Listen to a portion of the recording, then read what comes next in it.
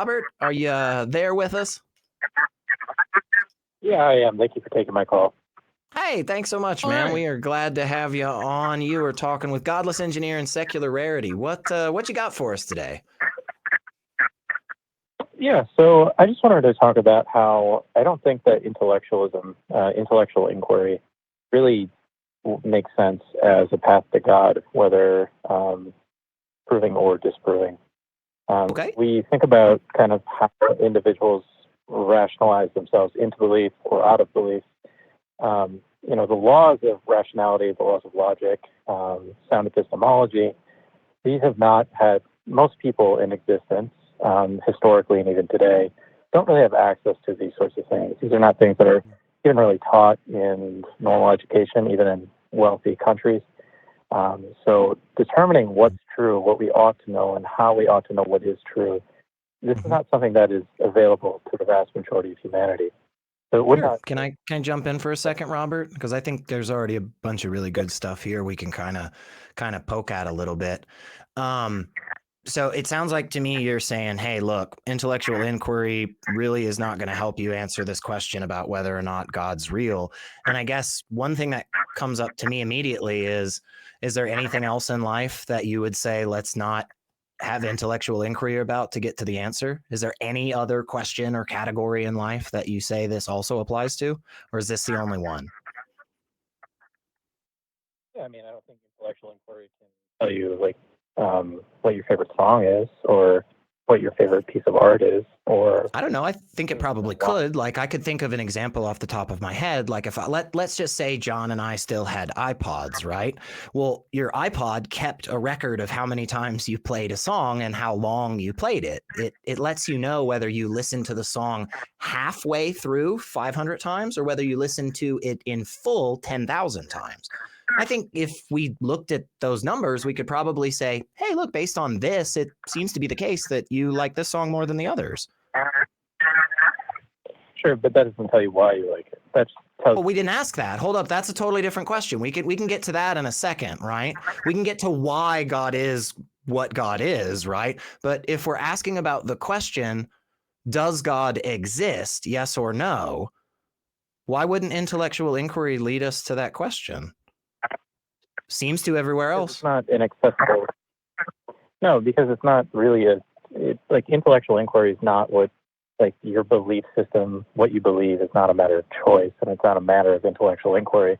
Now, intellectual inquiry can obviously affect what you believe over time, but very few people, and to my knowledge, nobody says, this makes sense, I'm going to believe it. This makes sense, I'm not going to believe it. It's usually a very gradual process. I definitely know a few people like that, but that really isn't the point, right, Robert? We're not asking about whether or not you believe it. We're asking about whether or not God is real.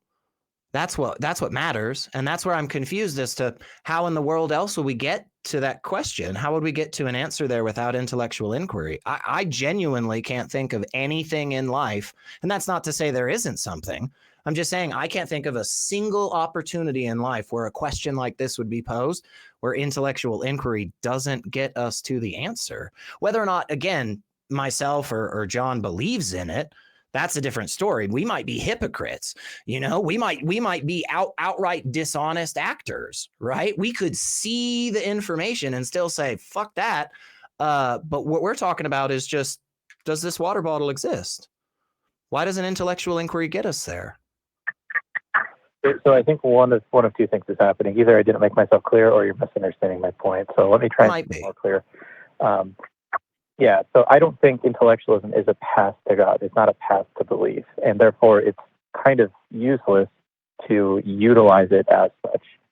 So when you ask a theist why they believe in something, their access to God is not a rational, and this is not to sound degrading or anything, but it's very typically not a rational process to get to the supernatural or. So Robert, is your point that if God were to exist, he should be like intellectual inquiry should be able to get us to God if he actually did exist? Or are you saying that, that belief in God is shown through some other kind of mechanism? I'm kind of saying both. So I don't think that, I think, I hate to operate under presumptions, but I think it demonstrates the point at this time. But under the assumption that God does exist, I don't think it wouldn't make sense for God to utilize like intellectual inquiry as the means to approach him, because this, as I said, is not something most people have access to. Well, yeah. So, Robert, what do you mean? I'm wondering if when we talk about intellectual inquiry, are we talking about the same thing? Because I'm wondering if you can tell me what you mean by intellectual inquiry. Because what I mean when I say intellectual inquiry, I mean looking at the evidence and then coming to a conclusion. And with that conclusion, that's sort of a statement of what's convinced me is true, right? And so that's what I would mean when I say like an intellectual inquiry. What do you mean by it? Yeah, I mean, I think we're largely talking about the same thing. But I do think you snuck a premise in there that you seem to imply that belief is on some level of choice, and I just reject that proposition. No. I don't think either of us would take that stance. No. I didn't sneak that in there. I would say that my conclusion would be a statement of what I've been convinced of, not that I chose to believe that, just that I've investigated the evidence and this is what I've concluded. This is what I've become convinced of. So I agree with you that intellectualism isn't a way to choose your beliefs, because I agree with you. I don't think that we choose our beliefs, but the conclusion that we come to after the intellectual investigation into some kind of claim, that would be what we're convinced of. And through that path, I think intellectual inquiry does play a factor into belief in God. Yeah, I guess I would just disagree. I think belief in God is primarily an emotional response. And that is something that humans can share without having any education whatsoever. That's a universal human experience. So, I don't know. I hate to play devil's advocate on this, Robert, because I know I personally really hate it whenever theists come to me and are try to state something about why I believe what I believe or something like that. And I just have to push back against this idea that there are theists out there that are purely emotional in their belief in God. Are there some? Sure. But there are also, at least in my dealings with, multiple different theists and all the call-in shows that I'm on, is that they feel like they have an intellectual reason. They feel like they've investigated the evidence and they've come away being convinced of God, not because of an emotional faith-based reason, but because of this investigation into the evidence. Now, do I think that they're wrong? Sure. I think that they're misinterpreting information. I think that they're coming to wrong conclusions about things, but I think that that's a problem with their critical thinking skills and not necessarily just because they emotionally want to believe in God. But again, I want to stress that this isn't like me saying that there are no people that are playing into that emotional game of believing in God. There definitely are. But to say that none of them use an intellectual inquiry in order to get to their belief, I think is a bit like a broad generalization. Mm-hmm. Yeah, there's a difference between improper conclusions, right? There's a difference between people using logic or rational thought processes incorrectly versus just not using them at all, and that I think that's a fair distinction, like GE was trying to point out there. And that's not what I'm saying. So I do know plenty of theists who are incredibly intelligent, who use very clever and interesting arguments to justify their belief. But I don't believe that is what got them to that belief. So, well, but that's just unfair a little bit there, Robert. Like that's unfair, honestly. Like I'm not, again, just like GE was just saying, dude, I know for a fact that there are people out there that did not use any type of logical argumentation, right? They proudly will display that, right? But when somebody comes up to me, when a young earth creationist comes up to me and says, look, dude, I looked at the evidence for carbon dating. I looked at the evidence for evolution by natural selection, and it is not true. That is the belief that I came to. Again, just like GE was saying, I think they're incorrect. I mean, flat fucking out. I think there is more information out there to convince us that these are absolutely 100% real things.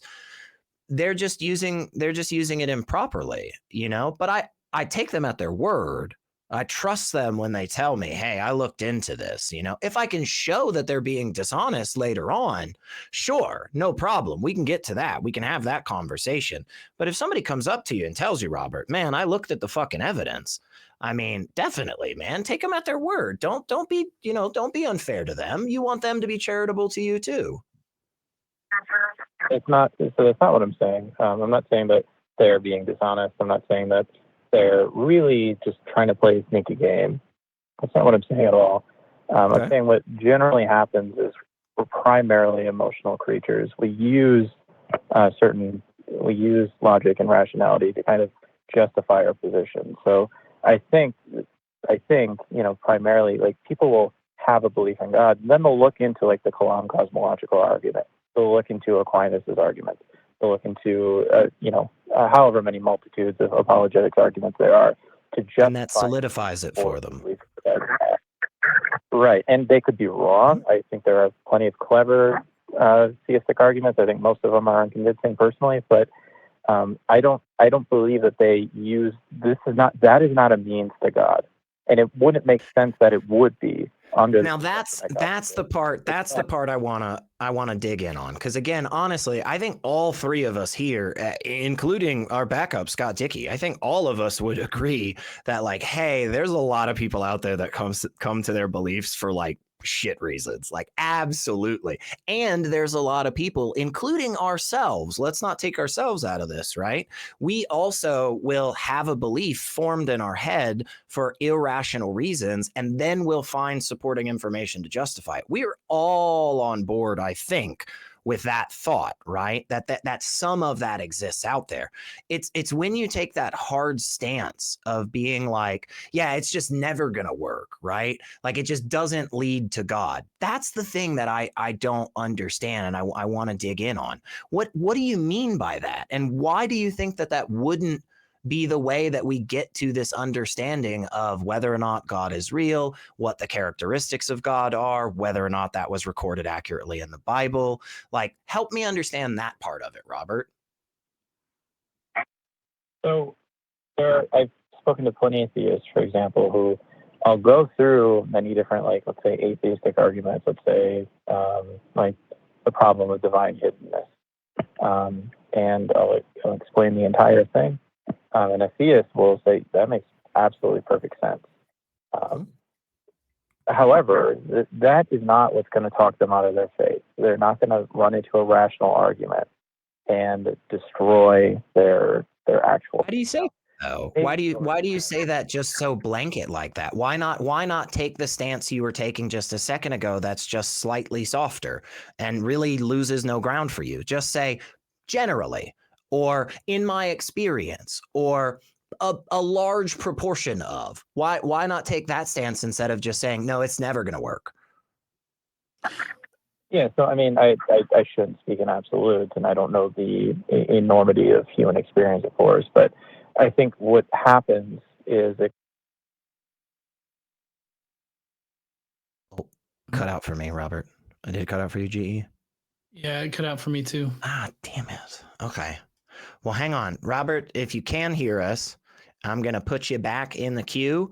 We're not gonna drop you. We're just gonna put you in the queue. And if you're still there, we are gonna try and bring you back up, if we can. If not, that is okay. Let's just try to jump right into it, because Mary's been waiting for a minute. We got Mary, she, her, from North Carolina. Oh, give me just a minute here. We are just having it restart.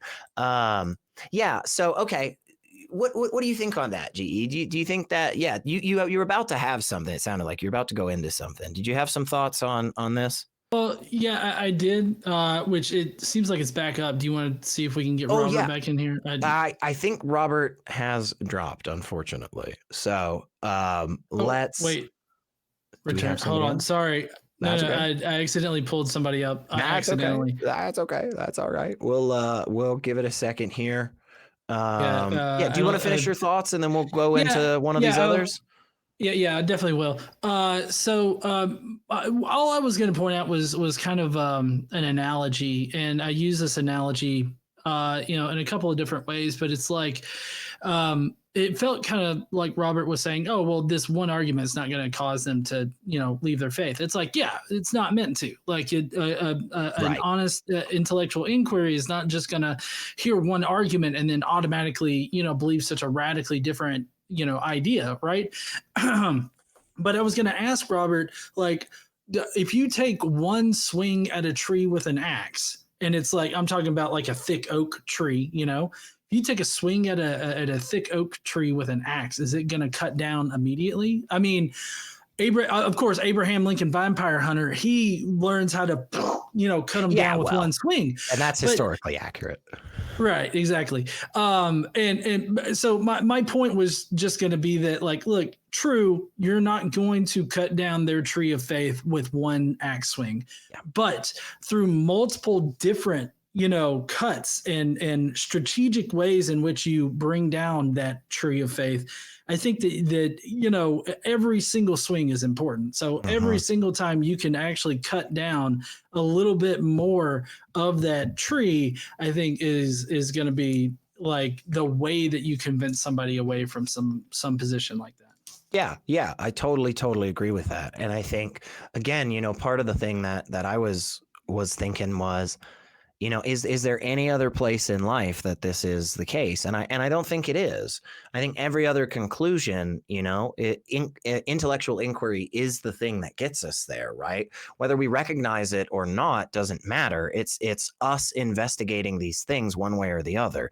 We all forgot what it was like when you were just brand new and you grabbed everything and put it into your face because you're a little scientist crawling around on the rug trying to find out if this shit's food or not. Like, this is what we do as people constantly. Every step that you take, you are testing the ground underneath you and getting that sensory feedback from the world around you. And so you might not be consciously going through this process of going, yes, if my foot lands on this platform, then I can step up. That's fine. But that's what's happening everywhere. And I don't see why there would be anything in life that doesn't get us to that, For some people, they then tell me that, that just takes the magic out of love. And I'm like, no, it's so much better. Like, love and beauty and art are so much better because that's what it's come from, as opposed to just some like snap of the fingers. And now it's like, I've got love. Like, if Cupid could just shoot a fucking arrow into somebody, right? Then all the planning and effort, we've all put into relationships over the years is like fucking garbage now. It's like, why the hell were we doing all of that? Cupid with your little fucking wings and, come on, man, shoot an arrow. But we have some other calls. We did lose Robert, unfortunately. But Robert, hey, if you're out there real quick, just call back in, man. We have some other open lines. So call back in and we will put you back on because I think there was some other really cool stuff to get through.